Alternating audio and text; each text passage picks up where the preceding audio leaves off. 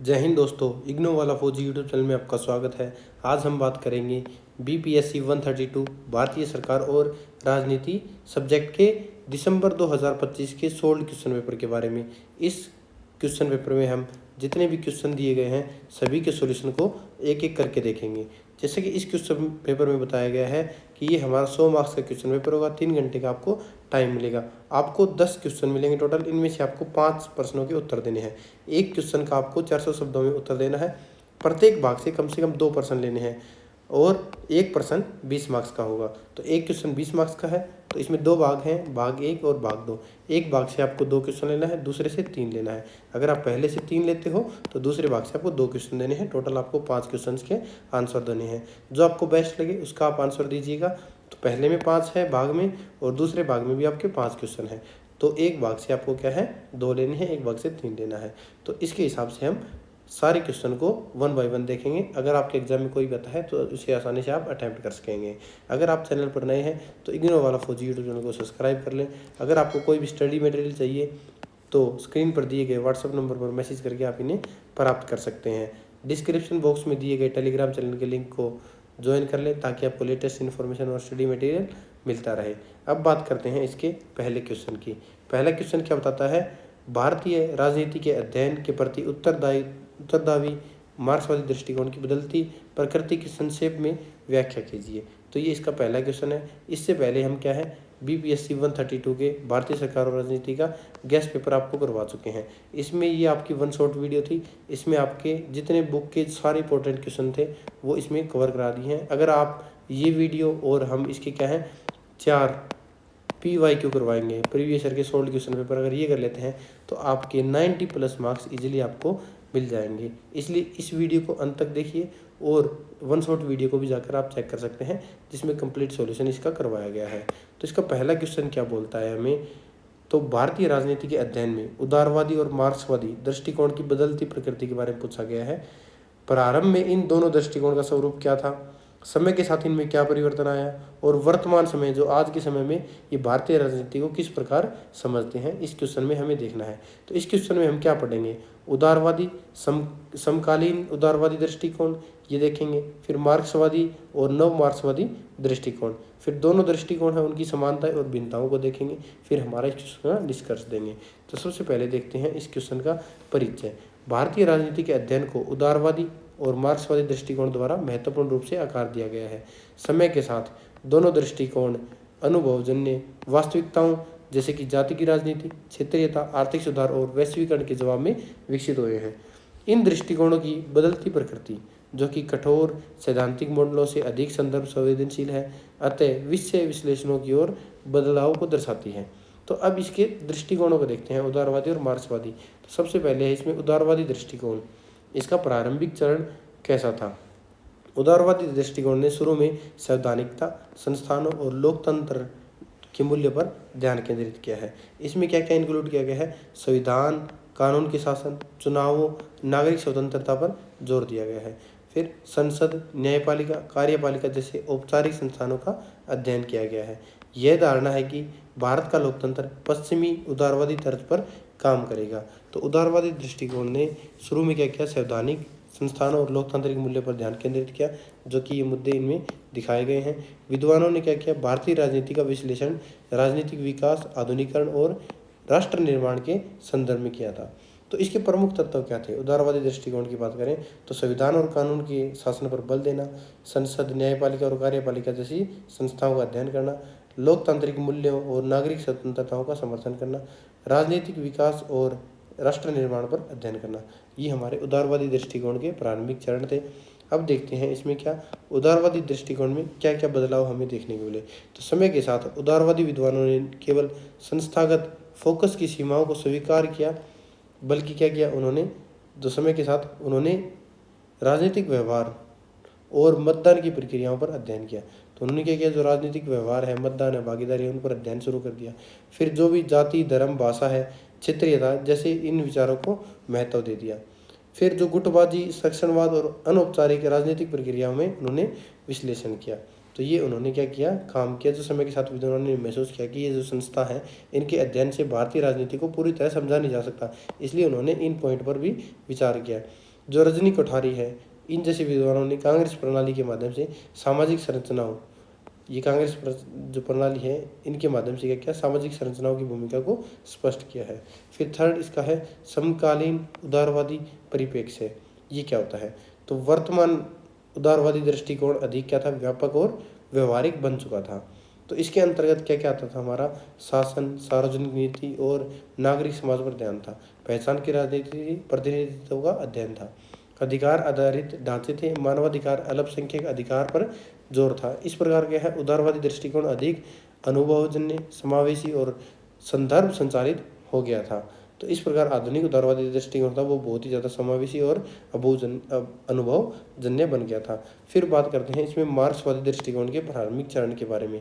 तो इसके प्रमुख तत्व कौन कौन से थे कि उत्पादन संबंधों और उत्पादन के संसाधनों पर हमें अध्ययन करना था। जो राज्यों को शासक वर्ग का उपकरण मानना था। ये आर्थिक शोषण और सामाजिक असमानता पर ध्यान दिया गया था। किसान और श्रमिक वर्ग की स्थिति का विश्लेषण किया था। तो डी कोसाम्बी जैसे विद्वानों ने भौतिक स्थितियों और वर्ग गतिशीलता के संदर्भ में भारतीय इतिहास और राजनीति का परीक्षण किया था। फिर देखते हैं अगला क्या है, इसका मार्क्सवादी दृष्टिकोण में क्या क्या परिवर्तन या बदलाव हमें देखने को मिले। तो भारतीय समाज में की जटिलताओं को देखते हुए मार्क्सवादी विद्वानों ने अपने अपने दृष्टिकोण में परिवर्तन किया है। उन्होंने क्या किया, जाति वर्ग के पारस्परिक संबंधों को स्वीकार कर लिया। फिर किसान आंदोलनों और जनजातीय संघर्षों का अध्ययन किया। क्षेत्रीय विविधताओं और ऐतिहासिक विशिष्टताओं को महत्व दिया। अनौपचारिक अर्थव्यवस्था और सामाजिक संरचनाओं को विश्लेषण किया। इससे मार्क्सवादी दृष्टिकोण अधिक यथार्थवादी और व्यापक बन गया था। ये हमारे मार्क्सवादी दृष्टिकोण में बदलाव है। फिर आता है हमारा नव मार्क्सवादी समकालीन विकास क्या है। तो नव मार्क्सवादी दृष्टिकोण क्या है, समकालीन मार्क्सवादी विचारधारा में कई नए आयाम जुड़े थे। इनमें प्रमुख क्या है, हमारे एंटोनियो ग्राम्शी के प्रभाव। तो इसमें क्या देखने को मिला, आधिपत्य, विचारधारा और सहमति पर ध्यान आकर्षित किया। फिर राज्य सांस्कृतिक वैचारिक संसाधनों के माध्यम से सत्ता को कैसे बनाए रखता है इसका अध्ययन किया। वैश्वीकरण, नव उदारवाद, असमानता पर इनके प्रभाव का विश्लेषण किया। तो नव मार्क्सवादी केवल क्या है, जबरदस्ती ही नहीं बल्कि सहमति निर्माण तंत्र का भी परीक्षण करते हैं। अगला पॉइंट है समानताएं और भिन्नताएं क्या है। तो सबसे पहले देखते हैं इसमें क्या क्या समानताएं हमें देखने को मिलती हैं। दोनों दृष्टिकोण अधिक क्या है, अनुभवजन्य है और अंत विषय बन गए हैं। दोनों जाति और पहचान जैसे सामाजिक कारकों के महत्व को स्वीकार करते हैं। तो दोनों दृष्टिकोण क्या करते हैं, अधिक क्या है, अनुभवजन्य और व्यवहारिक है। दोनों सामाजिक कारक जैसे कि जाति होगी, पहचान होगी, क्षेत्रीयता के महत्व को स्वीकार करते हैं। दोनों भारतीय राजनीति की जटिलता को समझने का प्रयास करते हैं। अब बात करी गई है इसमें भिन्नताओं की। उदारवादी दृष्टिकोण व्यक्तिगत अधिकारों और संस्थानों पर जोर देता है। तो उदारवादी दृष्टिकोण का फोकस किस पे है, व्यक्ति के अधिकारों पर, संस्थानों पर जोर देता है। जो मार्क्सवादी दृष्टिकोण है उसका वर्ग संबंधों और आर्थिक संरचनाओं पर ध्यान केंद्रित है। तो ये इसकी भिन्नताएं हैं। अब बात करते हैं बदलती प्रकृति का मूल्यांकन कैसे किया गया है।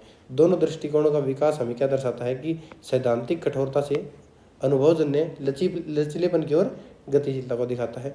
भारत की विविधता और जटिलता के प्रति अधिक संवेदनशील है। कई आयामों आर्थिक, सामाजिक और सांस्कृतिक और राजनीति का एकीकरण को दिखाया गया है। ये इस क्वेश्चन का निष्कर्ष है। ये हमने ऊपर पढ़ा, उसके हिसाब से इसका निष्कर्ष दिखाना है। पहले क्वेश्चन का निष्कर्ष करवा रहा हूँ, बाद में आपको खुद करना होगा। जो भारतीय राजनीति के प्रति उदारवादी मार्क्सवादी दृष्टिकोण की बदलती प्रकृति है, एक जटिल और गतिशील समाज को बेहतर ढंग से समझने के लिए निरंतर प्रयास को दर्शाती है। जहां उदारवादी दृष्टिकोण सामाजिक वास्तविकताओं को शामिल करने के लिए संस्थानों से आगे बढ़ा है, वहीं मार्क्सवादी दृष्टिकोण संस्कृति, जाति और विचारधारा को शामिल करने के लिए वर्ग नित्यवाद से आगे बढ़ा है। ये हमारे इस क्वेश्चन का निष्कर्ष हो गया। नेक्स्ट क्वेश्चन देखते हैं, क्वेश्चन नंबर 2। भारत में राजनीति के अध्ययन के प्रति गांधीवादी दृष्टिकोण पर एक निबंध लिखिए। तो हमें इस क्वेश्चन में देखना क्या है, भारतीय राजनीति के अध्ययन के प्रति गांधीवादी दृष्टिकोण की व्याख्या करनी है। गांधी जी की राजनीति को किस प्रकार देखते हैं वो देखना है। उनके राजनीतिक विचारों के प्रमुख तत्व क्या हैं। भारतीय राजनीति को समझने में गांधीवादी दृष्टिकोण का क्या क्या महत्व है वो इस क्वेश्चन में हम देखेंगे। तो इस क्वेश्चन में हमें क्या क्या देखना है, गांधीवादी दृष्टिकोण का परिचय, राजनीतिक नैतिकता का महत्व, सत्याग्रह की अवधारणा, व्यक्ति की केंद्रीय भूमिका, ग्राम स्वराज विकेंद्रीकरण, स्वराज की अवधारणा, ट्रस्टशिप, सामाजिक न्याय, गांधीवादी दृष्टिकोण, समकालीन प्रासंगिकता और निष्कर्ष देखेंगे इस क्वेश्चन में। तो सबसे पहले देखते हैं इसका परिचय क्या होगा। तो भारतीय राजनीति के अध्ययन में प्रति गांधीवादी दृष्टिकोण है एक विशिष्ट और मौलिक दृष्टिकोण है। यह राजनीति को केवल सत्ता प्राप्ति का साधन नहीं मानता बल्कि उसे नैतिक, सामाजिक और आध्यात्मिक मूल्य से जोड़कर देखता है। महात्मा गांधी ने राजनीति को कल्याण, जन कल्याण, सत्य, अहिंसा और नैतिकता पर आधारित बनाने का प्रयास किया है। इस कारण गांधीवादी दृष्टिकोण उदारवादी और मार्क्सवादी दृष्टिकोण से भिन्न माना जाता है। तो ये इसका परिचय हो जाएगा जो हमने किया है कि भारतीय राजनीति के अध्ययन में गांधीवादी दृष्टिकोण एक विशिष्ट प्रतिमान को प्रतिनिधित्व करता है। ये क्या बताता है कि सत्ता केंद्रित और संस्थागत विश्लेषणों से अलग है। महात्मा गांधी ने राजनीति को राज्य की सत्ता के लिए महज एक संघर्ष के बजाय एक नैतिक, आध्यात्मिक और सामाजिक रूप से जुड़ी गतिविधि के रूप में फिर से परिभाषित किया है। उनका दृष्टिकोण है कि नैतिकता, मानवीय मूल्य, रोजमर्रा की जिंदगी को राजनीतिक जांच में एकीकृत करता है, जिससे पश्चिमी उदारवाद और मार्क्सवाद दोनों एक वैकल्पिक ढांचा मिलते हैं। ये इस क्वेश्चन का परिचय हो गया। फिर इस क्वेश्चन में हम पॉइंट वाइज देखेंगे गांधीवादी दृष्टिकोण है क्या। राजनीति में नैतिकता की प्रधानता है। इसके में क्या है, गांधीवादी दृष्टिकोण का सबसे महत्वपूर्ण आधार क्या है, राजनीति में नैतिकता का समावेश। तो गांधी जी का मानना क्या था कि साध्य और साधन दोनों शुद्ध होने चाहिए। अन्यायपूर्ण साधनों के प्रति लक्ष्य स्वीकार नहीं हो सकता है। सत्य और अहिंसा राजनीति जीवन के मूल्य आधार होने चाहिए। उनके अनुसार नैतिकता से रहित राजनीति शोषण और प्रभुत्व का महत्व बन जाती है। फिर देखते हैं इसमें सत्याग्रह की अवधारणा क्या थी। गांधीवादी राजनीति का दूसरा सबसे प्रमुख तत्व क्या था, सत्याग्रह। सत्याग्रह का अर्थ है सत्य पर दृढ़ रहना। इसकी विशेषता ये थी कि अहिंसक प्रतिरोध, नैतिक शक्ति का प्रयोग, जन भागीदारी विरुद्ध बल, अन्याय के विरुद्ध शांतिपूर्ण संघर्ष, ये इसके प्रमुख तत्व थे। फिर अगला गांधी जी ने क्या बात की, व्यक्ति की केंद्रीयता और नैतिक एजेंसी। तो व्यक्ति की केंद्रीय भूमिका क्या है, गांधी जी की राजनीति में व्यक्ति को केंद्र में रखते थे। उनके अनुसार क्या था, सामाजिक परिवर्तन व्यक्ति से प्रारंभ होता है, आत्मा अनुशासन और आत्मा शुद्धि आवश्यक है। प्रत्येक व्यक्ति नैतिक रूप से उत्तरदायी होना चाहिए। तो इस प्रकार गांधीवादी दृष्टिकोण केवल संस्थाओं पर नहीं बल्कि व्यक्ति के चरित्र और आचरण पर भी बल देता है। ये हो गया। अगला था हमारा इसमें ग्राम स्वराज और विकेंद्रीकरण और हमें देखना है ग्राम स्वराज। गांधी जी की केंद्रीकृत सत्ता के विरोधी थे। उन्होंने ग्राम स्वराज की अवधारणा प्रस्तुत की। उनके अनुसार क्या था, प्रत्येक गांव एक स्वशासी इकाई हो, स्थानीय स्तर पर निर्णय लिए जाएं, सत्ता विकेंद्रीकरण किया जाए, पंचायतों को सशक्त बनाया जाए, ये उनके विचार थे। अगला तत्व क्या था, स्वराज, स्वशासन की अवधारणा थी उनकी। तो गांधी जी के लिए स्वराज केवल एक राजनीतिक स्वतंत्रता नहीं बल्कि स्वराज का अर्थ था आत्मशासन, आत्मनियंत्रण, आत्मनिर्भरता, सामुदायिक उत्तरदायित्व, ये उनके स्वराज की भावना थी। इस प्रकार स्वराज व्यक्ति और समाज दोनों के नैतिक विकास से जुड़ा हुआ था। इससे अगला था उनका ट्रस्टशिप, जो इसे क्या है, न्यायशीलता के सिद्धांत भी बोलते हैं। आर्थिक क्षेत्र में गांधी जी ने ट्रस्टशिप का सिद्धांत प्रस्तुत किया है। उनके अनुसार क्या था, संपन्न व्यक्ति समाज की संपत्ति के न्यासी हैं, ट्रस्टी हैं। धन का उपयोग समाज के कल्याण के लिए होना चाहिए। आर्थिक समाज को नैतिक उपायों से कम किया जाना चाहिए। वर्ग संघर्ष के स्थान पर सहयोग की भावना विकसित की जानी चाहिए। तो यह सिद्धांत सामाजिक न्याय और आर्थिक समानता की दिशा में एक नैतिक समाधान प्रस्तुत करता है। अगला इसमें आता है हमारा समावेशिता और सामाजिक न्याय। गांधीवादी दृष्टिकोण सामाजिक समानता पर भी हमारा बल देता है। तो गांधी जी ने अस्पृश्यता का विरोध किया है, दलितों के उत्थान के लिए कार्य किया है, महिलाओं की स्थिति को सुलझाने का प्रयास किया है, सभी धर्मों के प्रति सम्मान की भावना विकसित की है, जिसे समानता और सामाजिक न्याय बोलते हैं। फिर आता है इसमें आलोचनात्मक रूप से गांधीवादी दृष्टिकोण। तो गांधीवादी दृष्टिकोण की आलोचना कैसे की गई थी, गांधीवादी दृष्टिकोण की कुछ सीमाएं भी बताई गई है, कुछ कमियां बताई गई हैं जिसे आलोचना के रूप में बताया गया है। तो यह अधिक आदर्शवादी माना जाता है।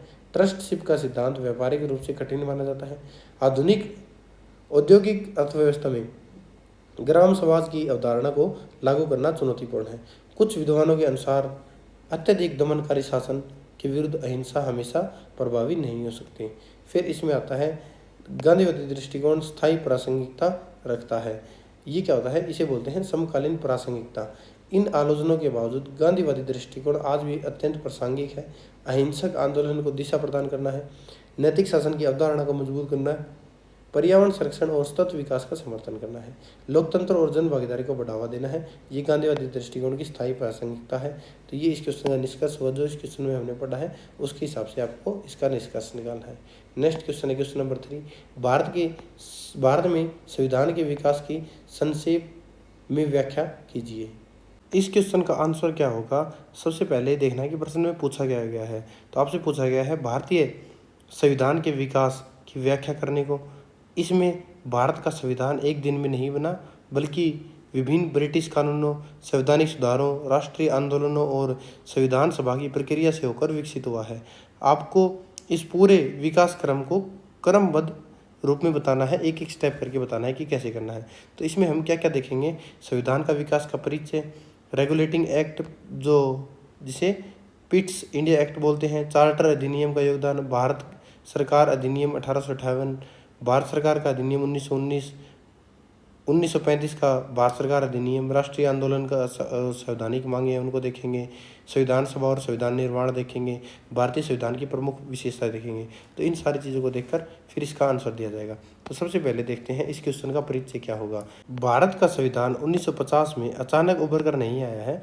यह औपनिवेशिक शासन, राष्ट्रवादी संघर्ष के तहत एक लंबे ऐतिहासिक विकास का परिणाम है। यह विकास ब्रिटिश कानूनों, प्रशासनिक प्रयोगों और स्वशासन के लिए भारतीयों की मांगों के माध्यम से क्रमिक संवैधानिक विकास को दर्शाता है, जो अंततः एक संप्रभु लोकतांत्रिक गणराज्य में परिणत हुआ है। इसमें सबसे पहले देखेंगे हम इसका प्रारंभिक कंपनी शासन और विनिमय अधिनियम, जिसे कि रेगुलेटिंग एक्ट्स बोलते हैं, तो इसको देखेंगे। तो इसकी नींव कहाँ रखी? इसकी नींव ईस्ट इंडिया कंपनी के शासन के दौरान रखी गई थी, जिसमें पहला है विनिमय अधिनियम, जिसे रेगुलेटिंग एक्ट बोलते हैं, जो कि 1773 में पास हुआ था। तो इसमें क्या है? भारत में प्रशासनिक नियंत्रण स्थापित करने का पहला प्रयास था। बंगाल के गवर्नर को गवर्नर जनरल बनाया गया था। कलकत्ता में सर्वोच्च न्यायालय की स्थापना की गई थी।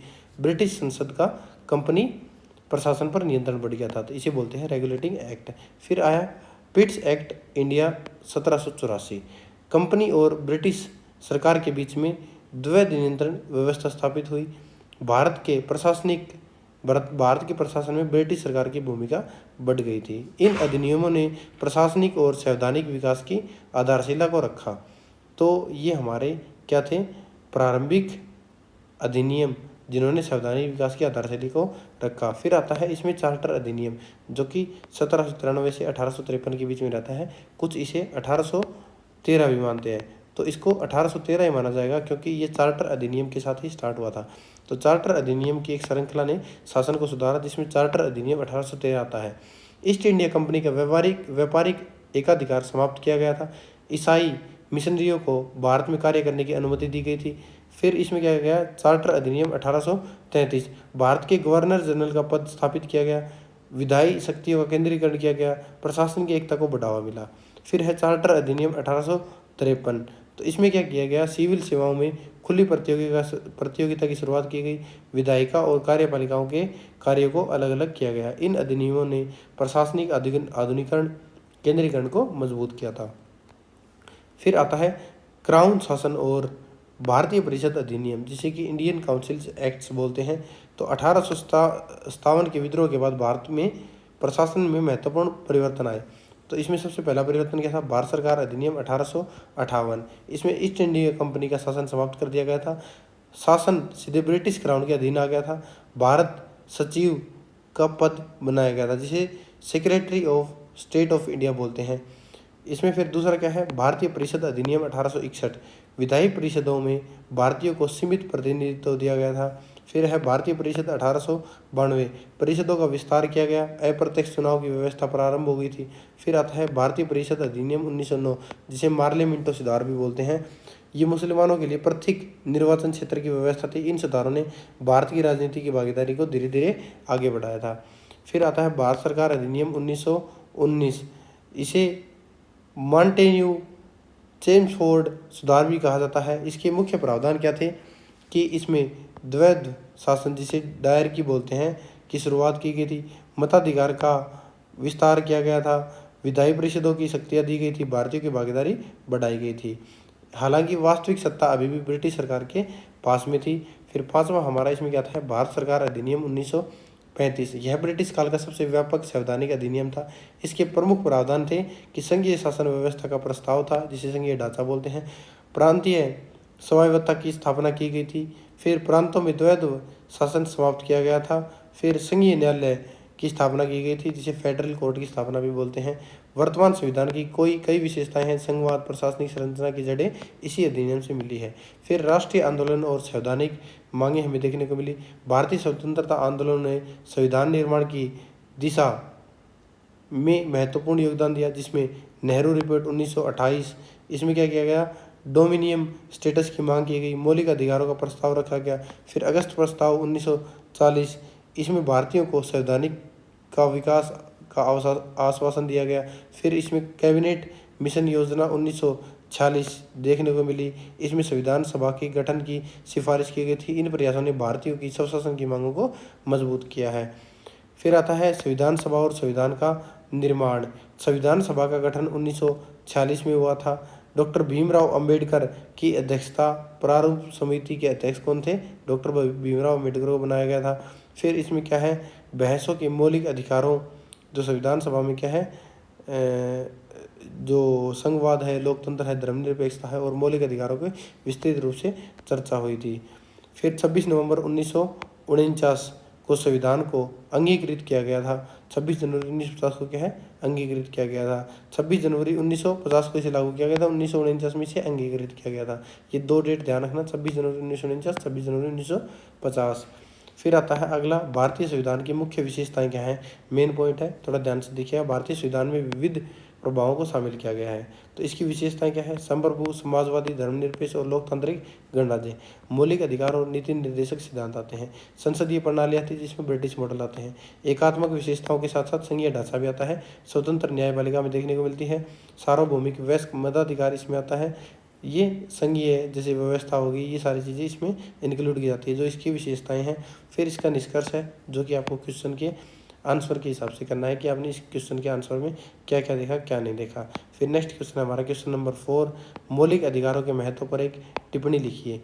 आपको इस प्रश्न में क्या बताना है, मौलिक अधिकारों के महत्व को स्पष्ट करना है। आपको बताना है कि भारतीय संविधान में मौलिक अधिकार क्यों दिए गए हैं, उनका नागरिकों, लोकतंत्र और शासन व्यवस्था के लिए क्या महत्व है, और वे किस प्रकार व्यक्ति की स्वतंत्रता और समानता की रक्षा करते हैं। ये इस क्वेश्चन में हमें बताना है। तो इसका सबसे पहले देखते हैं हम परिचय। मौलिक अधिकार आधुनिक संवैधानिक लोकतंत्र के मुख्य घटक हैं। मौलिक अधिकार जरूरी है, किसी भी संवैधानिक लोकतंत्र के मुख्य महत्वपूर्ण तत्व है, जो कि एक इंडिविजुअल की, एक व्यक्ति की मौलिक अधिकार की रक्षा करता है। भारतीय संदर्भ में इन्हें संविधान के भाग 3 में शामिल किया गया है। ये व्यक्ति की स्वतंत्रता, गरिमा, समानता की रक्षा के लिए आवश्यक है। वे राज्य की शक्ति पर सीमाएं लगाते हैं, यह सुनिश्चित करते हैं कि शासन न्याय और निष्पक्षता के ढांचे के भीतर संचालित हो। ये इस चीज़ को डिसाइड किया जाता है। तो इसमें क्या क्या दिया जाता है मौलिक अधिकार में देखें तो, व्यक्ति स्वतंत्रता का संरक्षण दिया जाता है। तो व्यक्ति के सर्वांगीण विकास में सहायता करते हैं। स्वतंत्र विचार और व्यक्ति का निर्माण को बढ़ावा देते हैं। नागरिकों के सम्मानजनक जीवन जीने का अवसर प्रदान करते हैं। फिर दूसरा है राज्य की शक्ति पर नियंत्रण। राज्य मनमाने ढंग से कार्य नहीं कर सकता है। कोई भी कानून यदि मौलिक अधिकारों का उल्लंघन करता है तो न्यायालय उसे निरस्त कर सकता है। इससे संविधान की सर्वोच्चता बनी रहती है।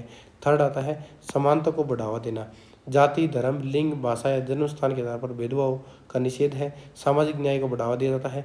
कमजोर एवं वंचित वर्गों का समान अवसर प्रदान किए जाते हैं। लोकतंत्र का आधार क्या है? अभिव्यक्ति की स्वतंत्रता नागरिकों को अपने विचार रखने का अवसर देती है। संगठन और सभा की स्वतंत्रता राजनीतिक भागीदारी को बढ़ाती है। सरकार की जवाबदेही ये सुनिश्चित करती है। ये लोकतंत्र का हमारा आधार है। फिर अल्पसंख्यकों के हितों का संरक्षण है। सांस्कृतिक विविधता को बनाए रखता है। बहुलतावादी समाज को मजबूत बनाते हैं। राष्ट्रीय एकता और सामाजिक सद्भाव को बढ़ावा देते हैं। फिर इसमें आता है सिक्स्थ हमारा कानूनी उपचार और प्रवर्तन। नागरिक सीधे न्यायालय की शरण ले सकते हैं। अनुच्छेद 32 के अंतर्गत संवैधानिक उपचार का अधिकार प्राप्त है। न्यायालय रिट जारी करके अधिकारों की रक्षा करते हैं। ये हमें इसमें देखने को मिलता है कानूनी उपचार और प्रवर्तन के मामलों में।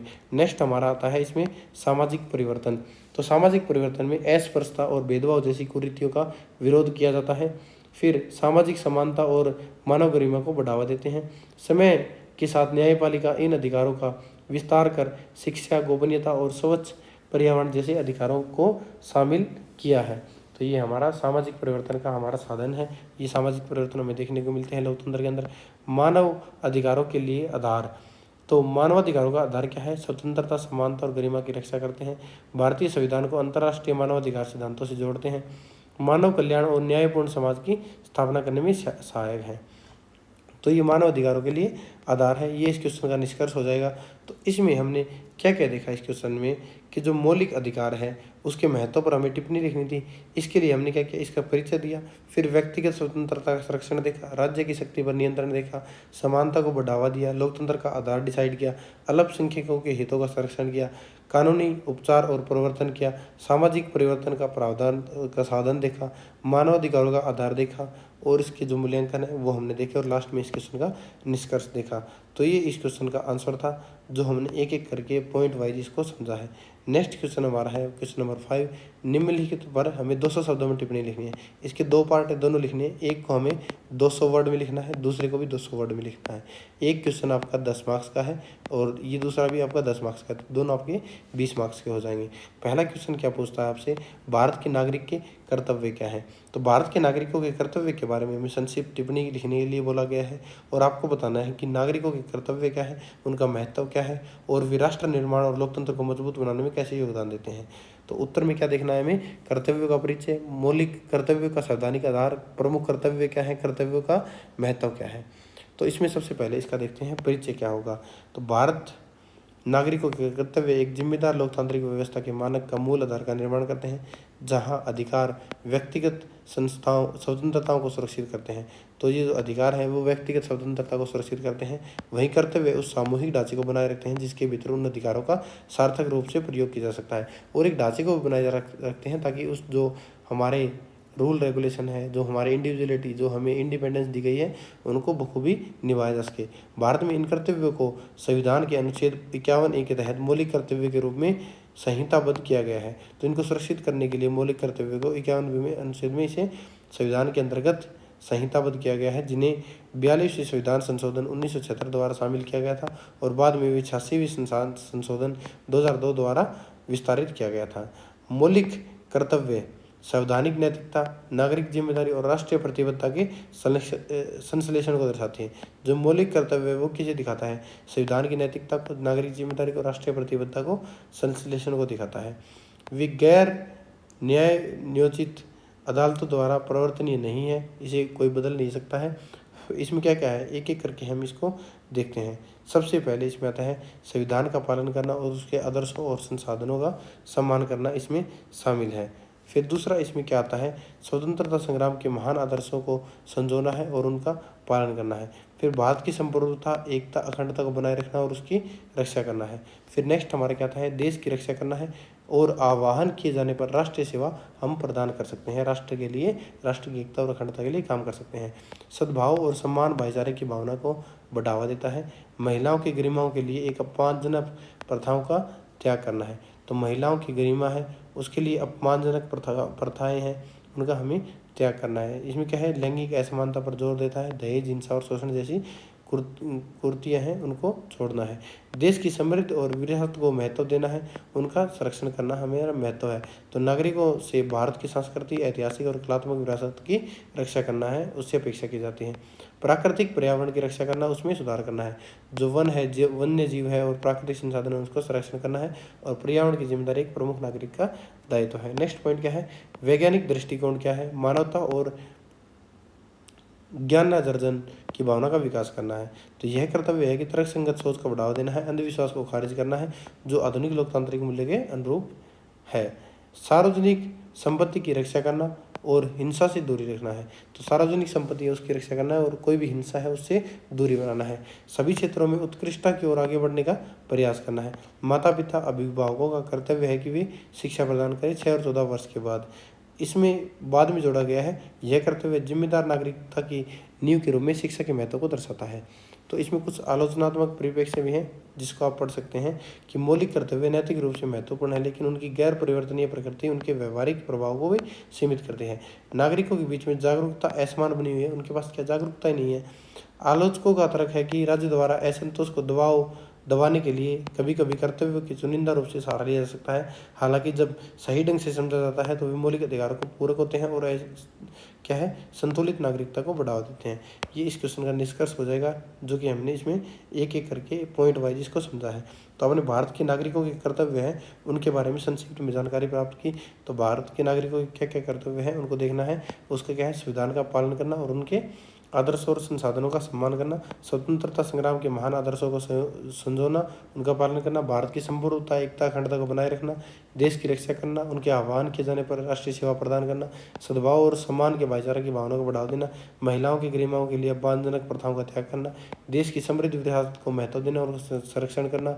इसमें नेक्स्ट क्या आ जाएगा, प्राकृतिक पर्यावरण की रक्षा करना, उसमें सुधार करना, वैज्ञानिक दृष्टिकोण, मानवतावाद, ज्ञानार्जन की भावना का विकास करना, सार्वजनिक संपत्ति की रक्षा करना, हिंसा का दूर रहना, सभी क्षेत्रों में उत्कृष्टता की ओर आगे बढ़ने का प्रयास करना। माता पिता अभिभावकों का कर्तव्य है कि वे शिक्षा प्रदान करें 14 वर्ष के बाद। ये हमारा क्वेश्चन हो जाएगा। नेक्स्ट क्वेश्चन इसमें क्या आएगा, लोकसभा के अध्यक्ष की शक्तियों के बारे में हमें बताना है। तो लोकसभा के अध्यक्ष की शक्ति के बारे में बात करेंगे। तो इसमें सबसे पहले हमें क्या देखना है, इसका परिचय। लोकसभा के अध्यक्ष का पद भारत की संसदीय प्रणाली में सबसे महत्वपूर्ण संवैधानिक पदों में से एक है। अध्यक्ष निचले सदन का पीठासीन अधिकारी होता है और व्यवस्था बनाए रखने, प्रतिक्रियात्मक अखंडता को सुनिश्चित करने तथा संसदीय लोकतंत्र की रक्षा करने में केंद्रीय भूमिका निभाता है। तो ये लोकसभा अध्यक्ष क्या है, इसकी भूमिका के बारे में बताया कि ये क्या क्या करता है। अध्यक्ष का चुनाव लोकसभा के सदस्यों द्वारा किया जाता है। उनसे दलगत राजनीति से ऊपर उठकर निष्पक्ष रूप से कार्य करने की अपेक्षा की जाती है। तो उनसे क्या है, हमारी उम्मीदें की जाती हैं, उम्मीद करते हैं कि वो निष्पक्ष रूप से कार्य करेगा राजनीति से ऊपर उठकर। अध्यक्ष की शक्ति को मोटे तौर पर निम्नलिखित श्रेणी में वर्गीकृत किया जा सकता है। तो इसमें क्या कर सकते हैं कि जो अध्यक्ष की शक्तियाँ हैं उनको किन किन श्रेणियों में बांटा जा सकता है, उन एक एक श्रेणी को हम करके देखते हैं। सबसे पहली है पीठासीन और अनुशासनात्मक शक्तियाँ, दूसरा है व्याख्यात्मक और प्रतिक्रियात्मक शक्तियाँ, तीसरा है विधायी कार्यों पर नियंत्रण, चौथा है निर्णायक मत जिसे कास्टिंग वोट बोलते हैं, धन विधेयक का प्रमाणन करना, दल बदल विरोधी कानून के तहत भूमिका निभाना, प्रशासनिक शक्तियाँ संसदीय विशेषाधिकार के संरक्षक, प्रतिनिधित्व और प्रतीकात्मक भूमिका निभाना। ये इसके कुछ आलोचनात्मक मूल्य हैं। यदि भी अध्यक्ष से निष्पक्ष रहने की अपेक्षा की जाती है, परंतु विशेष रूप से धन विधेयक प्रमाणन, दल बदल विरोधी निर्णय जैसे मामलों में पक्षपातपूर्ण व्यवहार को लेकर चिंताएं उठाई गई हैं। अयोग्यता के मामलों में देरी या चुनिंदा कार्रवाइयों ने आलोचना की को आकर्षित किया है। ये मुद्दे संवैधानिक अपेक्षाओं और राजनीतिक वास्तविकताओं के बीच में तनाव को उजागर करते हैं। ये इस क्वेश्चन का निष्कर्ष है जो कि आपको करना है। इसका इजी क्वेश्चन है, बिल्कुल हमें एक पॉइंट लाइन टू लाइन इसको समझ लिया है। नेक्स्ट क्वेश्चन नंबर 6, भारत के राष्ट्रपति की शक्तियों और कार्य को संक्षेप में व्याख्या कीजिए। तो इस प्रश्न में आपको देखना है कि भारत के राष्ट्रपति की शक्तियां एवं उसके कार्यों का हमें वर्णन करना है। आपको बताना है कि राष्ट्रपति भारतीय संविधान के अंतर्गत कौन कौन सी शक्तियां रखता है तथा वे शक्तियां शासन व्यवस्था में किस प्रकार हमारा कार्य करती हैं। तो सबसे पहले देखेंगे इसका परिचय क्या होगा। तो भारत का राष्ट्रपति राज्य का संवैधानिक प्रमुख होता है और देश का सर्वोच्च पद पर आसीन होता है। यद्यपि वास्तविक कार्यकारी शक्ति प्रधानमंत्री की अध्यक्षता वाली मंत्रिपरिषदों के पास होती है, लेकिन रियलिटी क्या है आज भारत के लोकतंत्र में, जो इसकी वास्तविक कार्य शक्ति होती है ना, कार्यकारी शक्ति, वो प्रधानमंत्री के पास होती है। फिर भी राष्ट्रपति संविधान के तहत महत्वपूर्ण है, औपचारिक है, संवैधानिक और आपातकालीन कार्य संपन्न करता है। तो इसकी सबसे पहले देखते हैं कार्यकारी शक्तियाँ क्या हैं। भारतीय सरकार की सभी कार्यकारी कार्रवाइयाँ राष्ट्रपति के नाम पर की जाती हैं। प्रधानमंत्री की नियुक्ति करता है, उसकी सलाह पर अन्य मंत्रियों की नियुक्ति करता है। राज्यपाल सर्वोच्च न्यायालय और उच्च न्यायालय के न्यायाधीशों, महान्यायवादी जिसे अटॉर्नी जनरल कहा जाता है, नियंत्रण एवं महालेखा परिषद जिसे कैग बोलते हैं, इसके प्रमुख अधिकारियों की नियुक्ति कौन करता है, राष्ट्रपति करता है। प्रशासकों के माध्यम से केंद्र शासित प्रदेशों का प्रशासन चलता है। जो राज्यपाल हैं उनकी मदद से क्या करता है, हमारे जो केंद्र शासित प्रदेश है उनका हमारा संचालन करता है। इस प्रकार राष्ट्रपति नाम मात्र का कार्य अधिकारी होता है। फिर आता है इसमें विधायी शक्तियाँ क्या होती हैं इसकी। तो लोकसभा का सत्र बुलाता है, सत्रावसान और उसके भंग कर सकता है। तो सत्र को चलाता है या उसे भंग करने की शक्तियाँ रखता है। प्रत्येक वर्ष के पहले सत्र के दौरान के प्रारंभ में आम चुनाव के बाद संसद को संबोधित करता है। संसद द्वारा पारित विधेयकों को अपनी स्वीकृति देता है। इसके बिना वे कानून नहीं बन सकते हैं। किसी गैर विधेयक को पुनर्विचार के लिए वापस भेज सकता है। जब संसद का सत्र न चल रहा हो तो अध्यादेश जिसे कि ऑर्डिनेंस बोलते हैं, जारी करने की शक्ति रखता है। तो ये शक्तियाँ राष्ट्रपति को विधायी प्रक्रिया का एक अभिन्न अंग बनाती हैं। फिर आती है इसमें वित्तीय शक्तियाँ क्या है राष्ट्रपति के पास। तो राष्ट्रपति की सिफारिश के बिना संसद में कोई भी धन विधेयक पेश नहीं किया जा सकता। केंद्रीय बजट को संसद के समक्ष रखवाता है, समय समय पर वित्त आयोग का गठन करता है। तो इस प्रकार एक वित्तीय प्रशासन में एक औपचारिक भूमिका को निभाता है। फिर इसकी न्यायिक शक्तियाँ क्या हैं, समाधान, दंड विराम, परिवहन, सजा में छोड़ दे सकता है, मृत्युदंड सहित सजाओं को कम या बदल सकता है। तो इसका प्रयोग क्या है, अनुच्छेद 72 के तहत किया जाता है। यह न्याय और दया सुनिश्चित करने की भूमिका को निभाता है। फिर आता है इसमें राजनयिक शक्तियाँ क्या हैं इसके पास। अंतर्राष्ट्रीय मामलों में भारत का प्रतिनिधित्व करता है, राजदूतों और उच्चायुक्तों की नियुक्ति करता है, विदेशी राजनयिकों को प्राप्त करता है। सभी अंतर्राष्ट्रीय संधियां और समझौते राष्ट्रपति के नाम पर किए जाते हैं। इस प्रकार राष्ट्रपति क्या है, वैश्विक संबंधों में भारत की एकता का प्रतीक है। फिर सैन्य शक्तियों में इसके पास क्या क्या होता है राष्ट्रपति के पास। तो राष्ट्रपति सशस्त्र बलों का सर्वोच्च कमांडर होता है। Indian air force, Indian army, Indian navy, इन तीनों का प्रमुख कौन होता है, हमारे राष्ट्रपति होते हैं। थल सेना, नौसेना, वायुसेना के प्रमुखों की नियुक्ति राष्ट्रपति करता है। युद्ध की घोषणा, शांति का समझौता कर सकता है, संसदीय अनुमोदन के अधीन कर सकता है। फिर आपातकालीन शक्तियाँ यूज कर सकता है। आपातकालीन दौरान राष्ट्रपति के पास बहुत सारी शक्तियाँ होती हैं। राष्ट्रीय आपातकाल जिसे अनुच्छेद 352 युद्ध, बाहरी आक्रमण या सशस्त्र विद्रोह के दौरान करता है। राष्ट्रपति शासन जो कि अनुच्छेद 356 जब किसी राज्य में संवैधानिक तंत्र विफल हो जाता है तब करते हैं। वित्तीय आपातकाल लगा सकता है जो कि अनुच्छेद 360 में है। वित्तीय अस्थिरता की स्थिति में आपातकाल के दौरान राष्ट्रपति की शक्तियों का विस्तार हो जाता है और संघीय ढांचा अधिक केंद्रीकृत हो जाता है। फिर आता है इसमें विधायी शक्तियाँ क्या क्या है। आमतौर पर क्या है, मंत्रिपरिषद की सलाह से बंधा होता है, फिर भी राष्ट्रपति कुछ स्थितियों में विवेक का प्रयोग कर सकता है। जब किसी भी दल को स्पष्ट बहुमत न मिले तो प्रधानमंत्री की नियुक्ति करता है। जब किसी विधेयक को पुनर्विचार के लिए वापस भेजना हो, सरकार से जानकारी मांगना हो, तो ये इस क्वेश्चन का क्या आंसर हो जाएगा। इस क्वेश्चन का निष्कर्ष आपको खुद करना होगा, जैसे कि आंसर करवाया गया है उसी बेस पे इसका आंसर करना होगा। नेक्स्ट क्वेश्चन है हमारा क्वेश्चन नंबर 7। न्यायिक समीक्षा की अवधारणा, मौलिक अधिकारों की रक्षा में इसके महत्व को समझाइए। तो इस क्वेश्चन में हमें देखना है न्यायिक समीक्षा की अवधारणा को समझाना, फिर मौलिक अधिकारों की रक्षा में उसके महत्व का वर्णन करना है। इसका मतलब है कि आपको बताना है कि न्यायिक समीक्षा क्या है, इसका संवैधानिक अधिकार क्या है और नागरिकों के मौलिक अधिकारों की सुरक्षा कैसे की जाती है। तो इस क्वेश्चन में क्या क्या देखेंगे, न्यायिक समीक्षा का अर्थ, न्यायिक समीक्षा का संवैधानिक अधिकार, मौलिक अधिकारों की रक्षा में न्यायिक समीक्षा का महत्व, न्यायिक समीक्षा की आलोचनाएं और उसका निष्कर्ष देखेंगे। तो सबसे पहले जानते हैं इसका इंट्रोडक्शन क्या होने वाला है। तो इंट्रोडक्शन में क्या आएगा, न्यायिक समीक्षा जिसे जुडिशियल रिव्यू बोलते हैं, से तात्पर्य न्यायिक पालिका की उस शक्ति से है जिसके द्वारा कानूनों की संवैधानिकता, कार्यकारी कार्रवाई और प्रशासनिक निर्णय की जांच करती है तथा संविधान का उल्लंघन करने वाले निर्णय को अमान्य घोषित करती है। तो ये क्या है कि जो संविधान का उल्लंघन करते हैं ना, उन निर्णय को अमान्य घोषित कर देती है। भारत में इस शक्ति का प्रयोग मुख्य रूप से सर्वोच्च न्यायालय, उच्च न्यायालय द्वारा किया जाता है, जिससे न्यायपालिका संविधान की संरक्षक और नागरिकों के अधिकारों की रक्षक बनती है। न्यायिक समीक्षा की अवधारणा संविधान में अंतर्निहित है और मुख्य रूप से अनुच्छेद 13, 32 और 226 में ली गई है। अनुच्छेद 13 घोषित करता है कि मौलिक अधिकारों से असंगत कोई भी कानून शून्य होगा। अनुच्छेद 32 नागरिकों को मौलिक अधिकारों के प्रवर्तन के लिए भारत के सर्वोच्च न्यायालय का दरवाजा खटखटाने का अधिकार देता है। तो क्या है, अनुच्छेद 32 क्या देता है, नागरिकों को मौलिक अधिकारों के प्रवर्तन के लिए जो सर्वोच्च न्यायालय है उसका दरवाजा खटखटा सकते हैं, उसमें अपनी पिटीशन फाइल कर सकते हैं।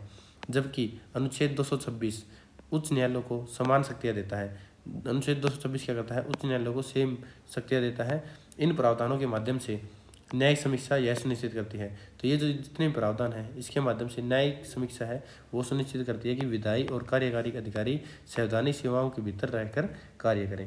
तो ये इस क्वेश्चन का परिचय हो जाएगा हमारा। फिर इसमें क्या देखते हैं, न्यायिक समीक्षा कई तरीकों से मौलिक अधिकारों की रक्षा में महत्वपूर्ण भूमिका निभाती है। न्यायिक समीक्षा हमारे मौलिक अधिकारों की रक्षा में कैसे महत्वपूर्ण भूमिका निभाती है, इसमें यह बताना है। तो इसमें पहली है संविधान की सर्वोच्चता। यह सुनिश्चित करता है कि संविधान की सर्वोच्चता, न्यायिक समीक्षा संविधान को सर्वोच्च बनाए रखती है। कोई भी कानून संविधान से ऊपर नहीं हो सकता। असंवैधानिक कानूनों को न्यायालय निरस्त कर सकता है। इसे विधायिका और कार्यपालिका संविधान की सीमाओं में कार्य करती है, तो इसे बोलते हैं संविधान की सर्वोच्चता। फिर है व्यक्तिगत स्वतंत्रता की रक्षा करती है। ये कैसे करती है, अधिकारों के उल्लंघन पर नागरिक न्यायालय की शरण ले सकते हैं। न्यायालय विभिन्न रिट जारी करके राहत प्रदान कर सकते हैं। अवैध गिरफ्तारी और सत्ता के दुरुपयोग पर रोक लगा सकते हैं। तो ये व्यक्तिगत स्वतंत्रता की रक्षा करती है। फिर आता है इसमें शक्तियों के संतुलन को बनाए रखती है। ये क्या करती है कि लोकतंत्र में विधायिका, कार्यपालिका और न्यायपालिका के बीच में संतुलन आवश्यक है।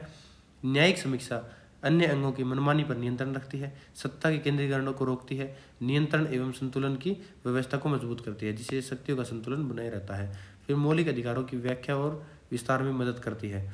न्यायपालिका समय समय पर मौलिक अधिकारों की व्यापक व्याख्या करती है। अनुच्छेद 21 के तहत जीवन के अधिकार का विस्तार किया गया है। इसमें शिक्षा का अधिकार, गोपनीयता का अधिकार और स्वच्छ पर्यावरण का अधिकार भी शामिल किए गए हैं। इससे मौलिक अधिकार बदलते समय के अनुसार प्रासंगिक बने रहते हैं। हो गया। नेक्स्ट हमारा है, इसमें बहुसंख्यकवाद भी आते हैं या फिर अल्पसंख्यकवाद। अल्पसंख्यक के अधिकारों की रक्षा करती है और बहुसंख्यक के खिलाफ सुरक्षा कवच के रूप में कार्य करती है। न्यायिक समीक्षा बहुसंख्यक के विरुद्ध सुरक्षा कवच का कार्य करती है। यदि कोई कानून अल्पसंख्यकों के अधिकारों का हनन करता है तो न्यायालय हस्तक्षेप कर सकता है। यह समानता और न्याय के सिद्धांतों की रक्षा करता है। लोकतंत्र व्यवस्था में सभी वर्गों का अधिकार सुनिश्चित करता है।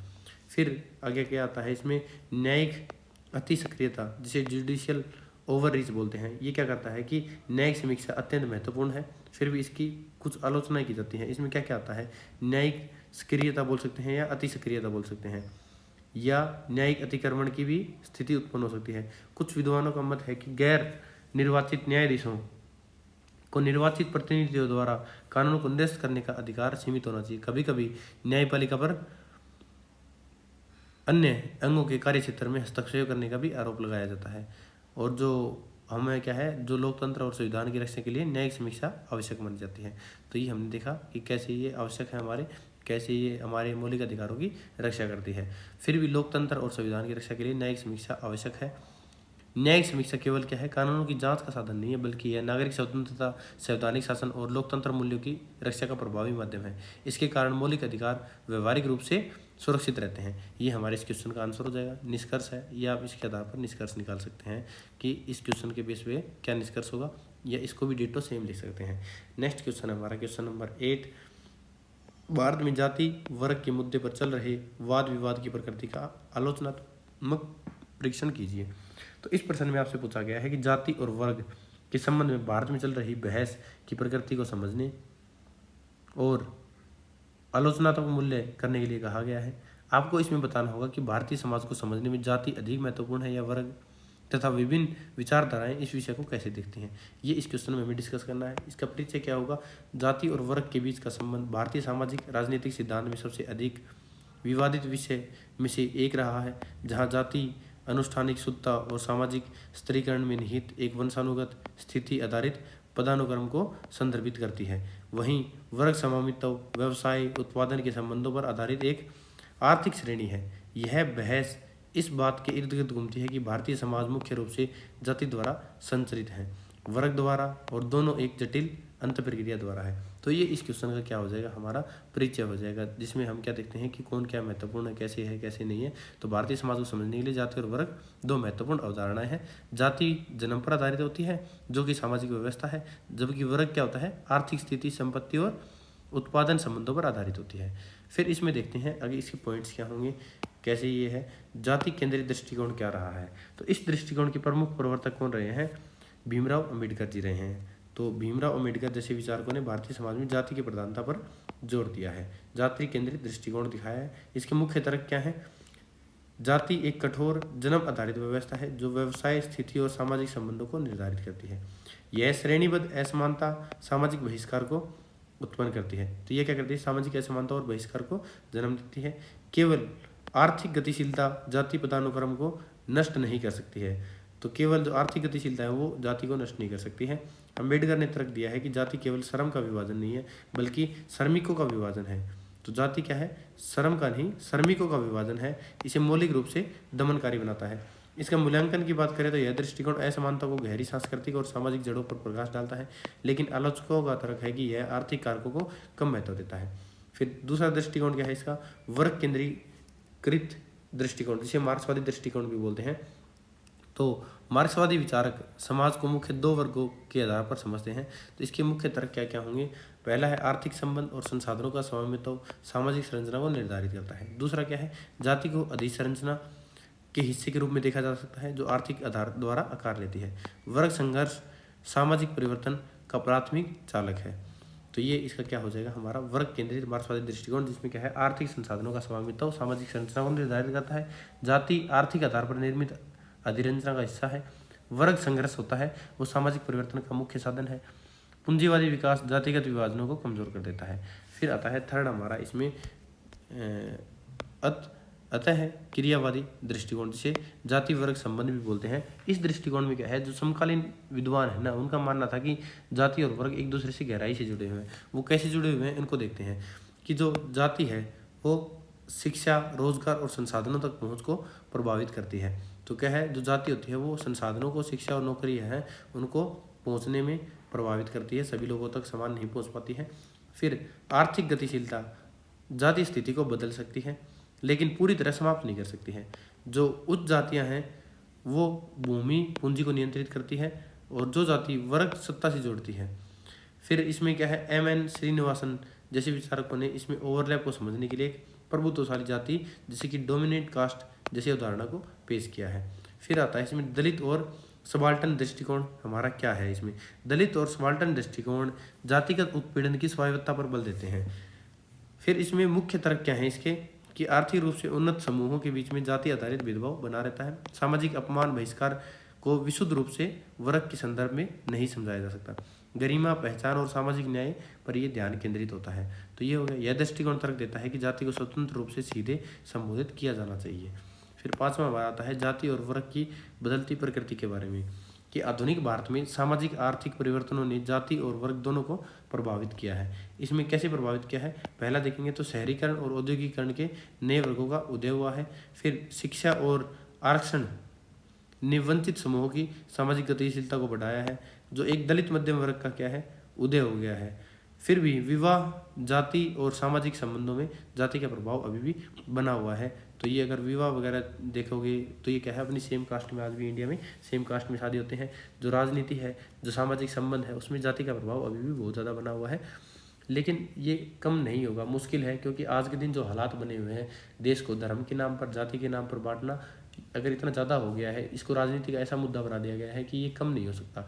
अगर देश को टेक्नोलॉजी के हिसाब से और संचार के माध्यमों से आगे नहीं ले जाया गया, अगर जाति को और धर्म को ऐसा ही मुद्दा बनाया गया, तो ये कभी कम भी नहीं होंगे, ये ऐसे ही बने रहेंगे।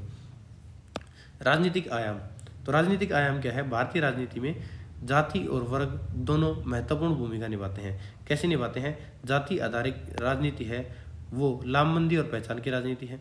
आरक्षण की बात करें, ये सामाजिक न्याय की नीतियाँ हैं।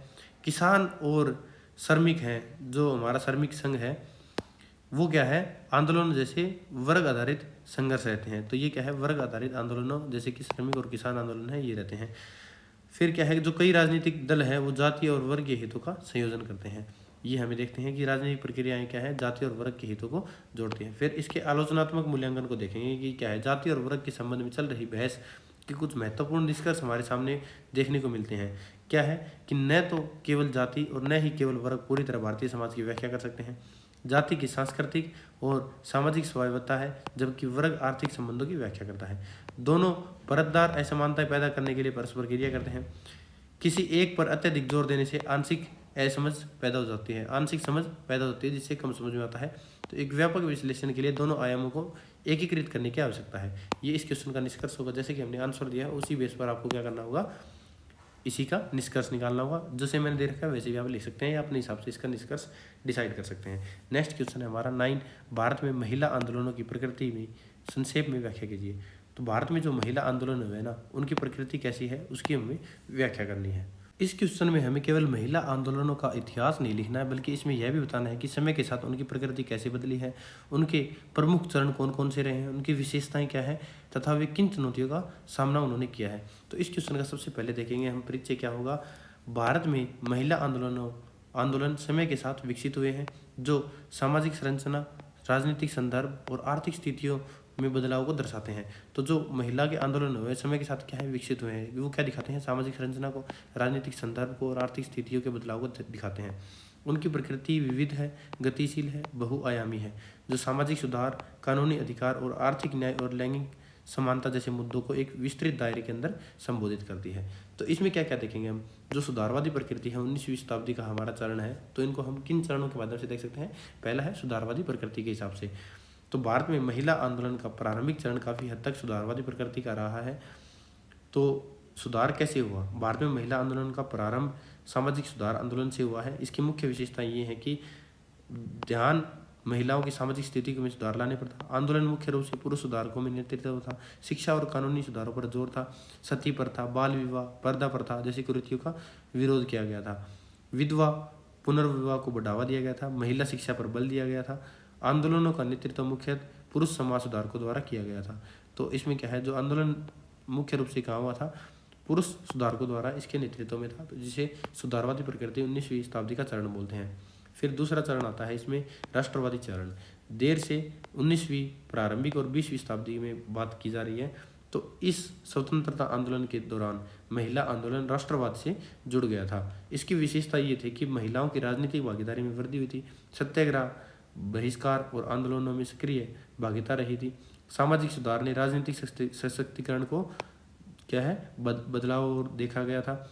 महिला संगठनों और महिला नेतृत्व का इसमें विकास हुआ था।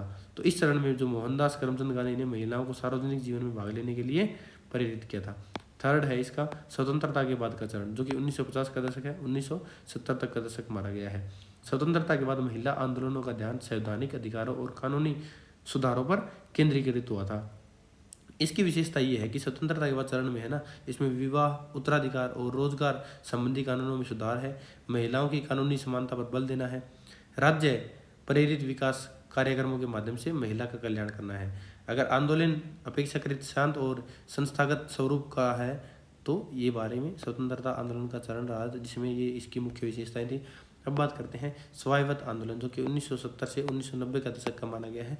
तो 1970 के दशक के बाद महिला आंदोलन अधिक स्वतंत्र और संघर्षशील बन गए थे। इसमें विशेषता क्या थी कि जमीनी स्तर पर महिला संगठनों का विकास हुआ था। जमीनी स्तर पर क्या है, सक्रियता का उदय हो गया था। दहेज, हत्या, घरेलू हिंसा, बलात्कार, लैंगिक भेदभाव के विरुद्ध आंदोलन हुए थे। विभिन्न सामाजिक वर्गों की महिलाओं की भागीदारी हुई थी। नारीवादी चेतना का विस्तार हो गया था। तो इस चरण में महिलाओं के अधिकारों के लिए संगठित संघर्ष का महत्वपूर्ण दौर माना जाता है। फिर आता है इसमें समकालीन चरण, जो कि 1990 का दशक, जो कि वर्तमान तक है माना जाता है। तो ये लास्ट फेज है। इसमें क्या है कि जो वैश्वीकरण और सूचना प्रौद्योगिकी के दौर में महिला आंदोलन का स्वरूप बहुत ज़्यादा व्यापक हो गया था। इसकी विशेषता क्या थी कि लैंगिक समानता, जो कि है लैंगिक समानता के साथ जाति, वर्ग, धर्म और यौनिकता के प्रश्नों को भी शामिल किया गया है। राजनीतिक प्रतिनिधित्व और सशक्तिकरण पर बल दिया गया है। सोशल मीडिया और डिजिटल प्लेटफॉर्म का उपयोग किया गया है। ये क्या है कि लामबंदी के लिए क्या मीडिया और डिजिटल प्लेटफॉर्म का उपयोग किया गया है। यौन उत्पीड़न और लैंगिक हिंसा के विरुद्ध व्यापक अभियान चलाया गया है। तो यौन उत्पीड़न और लैंगिक हिंसा के खिलाफ क्या अभियान थे, जैसे कि आंदोलन ने इस चरण का उजागर करते हैं। फिर 6 आता है भारत में महिला आंदोलन की मुख्य विशेषताएं क्या रही हैं। मुख्य विशेषताओं की बात करोगे तो सबसे पहले रही है इसमें विविधता। तो इसमें ग्रामीण और शहरी, संप्रवाद और जमीनी स्तर के आंदोलन इसमें शामिल रहे हैं। फिर दूसरा इसमें क्या रहा है, मुद्दा आधारित। तो मुद्दे क्या रहे हैं, शिक्षा, स्वास्थ्य, रोजगार, ये सारे क्या है इस मुद्दों पर ध्यान केंद्रित रहा है। फिर रहा है परस्पर विभाजकता, इसे क्या बोल सकते हैं, अंतर विभाजकता भी बोल सकते हैं, जिसमें जाति, वर्ग, धर्म, लिंग आधारित भेदभाव एक साथ समझने का प्रयास किया गया है। तो भेदभाव कई रूपों में होता है, इसको समझने का प्रयास किया गया है। सुधार और प्रतिरोध का संयोजन इसमें देखा जा सकता है। कानूनों और नीतियों में सुधार के साथ साथ सामाजिक परिवर्तन और संघर्ष देखे जा सकते हैं। फिर इसमें कुछ क्या क्या चुनौतियाँ आई हैं। तो चुनौती महिला आंदोलन है, उनके सामने आज भी बहुत सारी चुनौती है। तो इनकी चुनौतियों की बात करोगे तो प्रगति के बावजूद महिला आंदोलन कई चुनौतियों का सामना करना पड़ा। गहरी जड़ें जमा चुकी पितृसत्तात्मक के बारे में है। सामाजिक और सांस्कृतिक प्रतिरोध है। आर्थिक असमानता है। निर्णय लेने में सीमित प्रतिनिधित्व है। ये चुनौतियाँ हैं जिसमें आर्थिक असमानता भी दिखाई देती है। और फिर ग्रामीण और वंचित वर्गों की महिलाओं तक आंदोलनों की समस्या की पहुंच है। फिर इस क्वेश्चन का निष्कर्ष है, जैसे कि आपने आंसर दिया है वैसे इस क्वेश्चन का निष्कर्ष देना, आपको पूरे क्वेश्चन को कंक्लूड करके इसका निष्कर्ष बताना है। नेक्स्ट क्वेश्चन है हमारा क्वेश्चन नंबर 10। एक पार्ट को आपको 200 शब्दों में लिखना है और दोनों पार्टों के आपको जवाब देने हैं। तो इसमें पहला क्या है, श्रमिकों पर नई आर्थिक नीति का क्या प्रभाव रहा है। फिर भारत में बहुदलीय व्यवस्था क्या है। तो इसको एक एक करके देखते हैं। सबसे पहले देखते हैं श्रमिकों पर नई आर्थिक नीति का क्या प्रभाव रहा है। तो इसमें सबसे पहले आप क्या देखोगे, इसमें इसका परिचय देखोगे। 1991 की नई आर्थिक नीति, जिसे NEP बोला जाता है, ने भारत की राजनीतिक अर्थव्यवस्था में एक संरचनात्मक बदलाव को चिह्नित किया है कि भारत की राजनीतिक अर्थव्यवस्था में एक बहुत ही संरचनात्मक बदलाव देखने को मिला 1991 की आर्थिक नीति के बाद, जो उदारीकरण, निजीकरण, वैश्वीकरण पर आधारित है, जिसे एलपीजी बोला जाता है, जहां इसने विकास, वैश्विक अर्थव्यवस्था के साथ एकीकरण को गति दी है। तो इसके साथ क्या हुआ है कि इसने हमारी डेवलपमेंट को और वैश्विक अर्थव्यवस्था के साथ एकीकरण को गति दी है। वहीं श्रमिकों पर इसके प्रभाव मिक्स रहे हैं, कुछ पॉजिटिव कुछ नेगेटिव, जो विभिन्न क्षेत्रों, कौशल स्तरों और क्षेत्रों में भिन्न है। अगर इसके बात करें कि एक एक करके देखते हैं इसमें श्रमिकों पर क्या क्या प्रभाव पड़े हैं, तो इन प्रभाव को देखा जा सकता है। इसमें क्या है, रोजगार के पैटर्न देखे जा सकते हैं जो कि अनौपचारिकरण के साथ विस्तार हुआ है। फिर नौकरी की सुरक्षा और लचीलापन देखा जा सकता है कि इसमें जो नौकरी की सुरक्षा और श्रम का लचीलापन है उसमें क्या बदलाव हुए। फिर वेतन की गतिशीलता और असमानता को देखा जा सकता है। सेवा क्षेत्र का उदय देखा जा सकता है। पारंपरिक उद्योगों में गिरावट और पुनर्गठन को देखा जा सकता है। सामाजिक सुरक्षा और श्रम कल्याण देखा जा सकता है। प्रवासन और शहरीकरण में क्या प्रभाव पड़ा वो देखेंगे। ट्रेड यूनियन और सामूहिक सौदेबाजी को देखेंगे। लैंगिक आयामों को देखेंगे। उत्पादकता और कौशल झुकाव है वो कैसे हुए हैं, उस पर क्या प्रभाव पड़े हैं वो देखेंगे। इसके फिर आलोचनात्मक मूल्यांकन क्या है वो हमें देखने को मिलेंगे कि आलोचनात्मक मूल्यांकन में क्या देखोगे आप कि जो नई आर्थिक नीति ने रोजगार और आर्थिक विकास को बढ़ावा तो दिया है, लेकिन इसके सभी लाभ श्रमिकों तक समान रूप से अभी तक नहीं पहुंचे हैं। कुशल और शहरी श्रमिकों को अधिक लाभ मिला है, जबकि बड़ी संख्या में जो श्रमिक है जो असुरक्षित रोजगार में कार्य कर रहे हैं। तो ये हमारा क्वेश्चन हो जाएगा। इसका निष्कर्ष क्या होगा, नई आर्थिक नीति ने भारत के श्रम बाजार की संरचना को बदल दिया है। श्रमिकों के दृष्टिकोण से इसे दीर्घकालीन सफलता, अच्छे कार्य मानकों के विस्तार, अनौपचारिकता को कम करने और यह सुनिश्चित करने पर निर्भर करती है कि विकास व्यापक आधारित और सुरक्षित रोजगार में परिवर्तित हो जाए। फिर इसका सेकंड पार्ट है, भारत में बहुदलीय व्यवस्था के बारे में बात किया गया है। तो बहुदलीय व्यवस्था किसे बोलते हैं, तो भारत की बहुदलीय व्यवस्था की प्रकृति को, विशेषता को, लाभों को, चुनौतियों को इसमें हमें इस क्वेश्चन में विवरण करना है। तो सबसे पहले है कि बहुदलीय व्यवस्था है तो इसमें इसको एक्सप्लेन कैसे करोगे।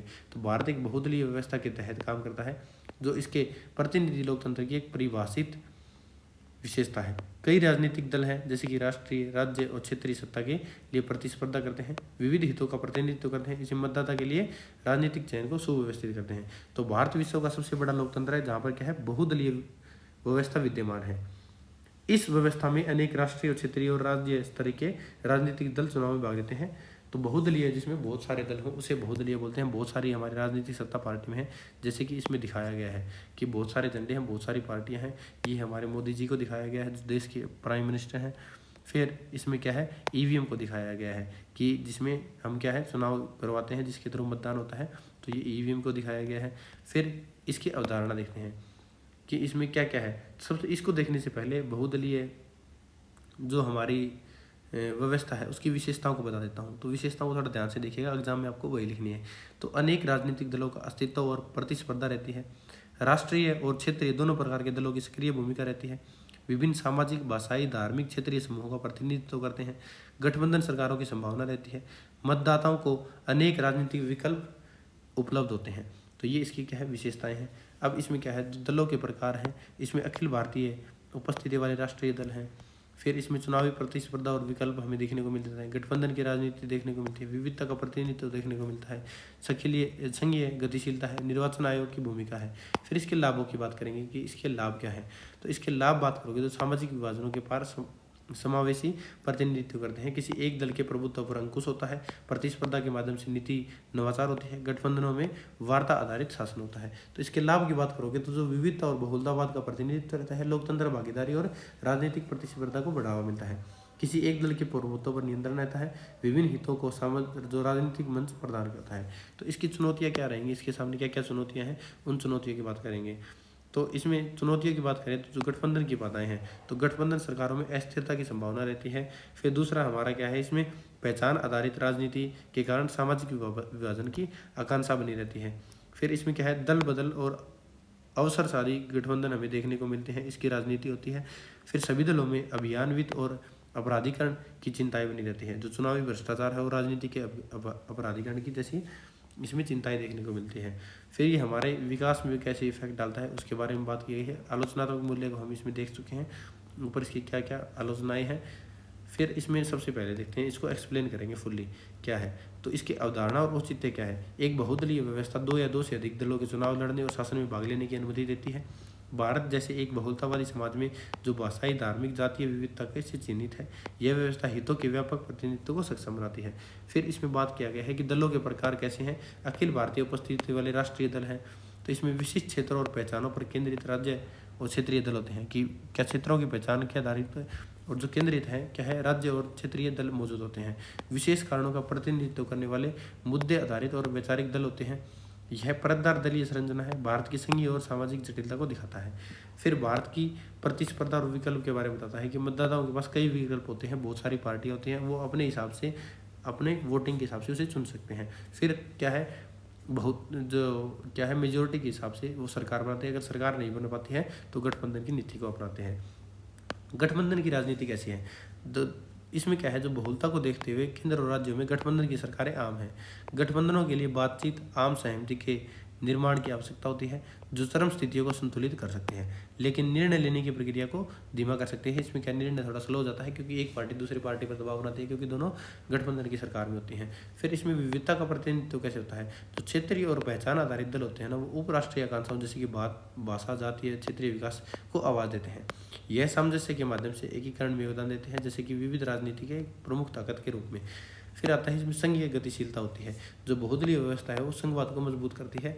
राज्य दल राष्ट्रीय राजनीति को प्रभावित करते हैं और राष्ट्रीय दल क्षेत्रीय संदर्भों के अनुकूल होते हैं, एक बहुस्तरीय दलीय व्यवस्था का निर्माण करते हैं।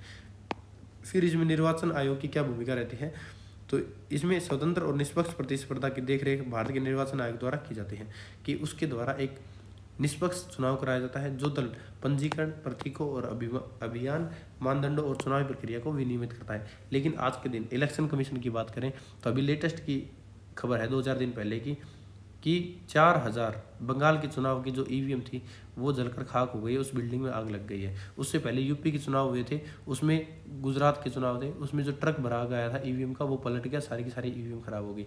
अगर इतनी अनट्रस्टेड, अनफेयर प्रोसेस है तो कैसे भरोसा किया जा सकता है। एक आम जनता है, उसके मत का फिर क्या विश्वास रह जाएगा, क्योंकि अगर आप जो मत डाल रहे हैं वो मत ही नहीं है, तो फिर आपका सारे मौलिक अधिकार है उनका हनन हो रहा है। कल को कुछ भी हो सकता है, इसका कोई किसी पर डिपेंड नहीं करता। इसलिए क्या है, निर्वाचन आयोग की भूमिका बहुत अहम होनी चाहिए, जिसमें स्वतंत्र वो कार्य करे, निष्पक्ष रहकर कार्य करे, जो जनता निर्णय दे वही निर्णय आगे समक्ष उनके रखा जाए, ना कि बायस्ड रिजल्ट उनके सामने रखा जाए। तो ये इनके आलोचनात्मक मूल्य हैं। फिर इसके आधार पर निष्कर्ष दिया जा सकता है कि भारत की बहुदलीय व्यवस्था एक लोकतांत्रिक ढांचे का एक अभिन्न अंग है। विविधता को समाहित करके, प्रतिस्पर्धा को सक्षम करके, गठबंधन निर्माण को बढ़ावा देकर एक प्रतिनिधि अनुकूल योग्य राजनीतिक व्यवस्था को बनाए रखती है। हालांकि इसके लिए संस्थानों, राजनीतिक नैतिकता को लगातार मजबूत बनाए रखने की आवश्यकता है। तो ये इस क्वेश्चन का आंसर हो जाएगा। इसी के साथ हमारी वीडियो यहाँ कंप्लीट होती है, जिसमें हमने इसे दिसंबर 2025 का सोल्ड क्वेश्चन पेपर देख लिया है। तो अगला वीडियो में देखेंगे हम इसका जून 2025 का सोल्ड क्वेश्चन पेपर। अगर अभी तक आपने इग्नो वाला फौजी यूट्यूब चैनल को सब्सक्राइब नहीं किया है तो इग्नो वाला फौजी यूट्यूब चैनल को सब्सक्राइब कर ले। डिस्क्रिप्शन बॉक्स में दिए गए टेलीग्राम चैनल के लिंक को ज्वाइन कर ले, ताकि आपको लेटेस्ट अपडेट और स्टडी मटेरियल मिलता रहे। और इसी के साथ अगर आपको वीडियो पसंद आई हो तो वीडियो को लाइक ज़रूर करें, और जो आपको कोई भी स्टडी मटेरियल चाहिए तो स्क्रीन पर दिए गए व्हाट्सअप नंबर पर मैसेज करके इन्हें आप प्राप्त कर सकते हैं। ये थी हमारी आज की वीडियो। मिलते हैं अगली एक इन्फॉर्मेटिव वीडियो के साथ, तब तक के लिए जय हिंद, जय भारत।